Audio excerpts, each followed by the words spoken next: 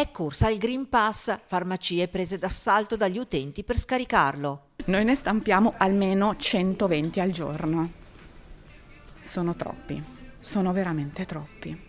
L'allarme della categoria che tra tamponi, vaccini, prenotazioni ed ora anche la stampa del certificato vaccinale vede trasformata quella che era un'attività emergenziale in una pratica quotidiana che sta mettendo in difficoltà la stessa attività della farmacia. Noi stiamo diventando l'unico riferimento per la stampa Green Pass. Si parla di migliaia di stampe presso le farmacie eseguite giornalmente.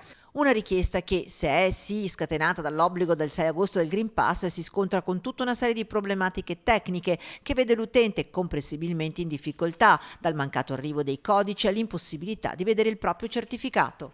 Non siamo in grado di spiegare come poterli supportare in questa cosa se non stampando un Green Pass che per loro è inaccessibile.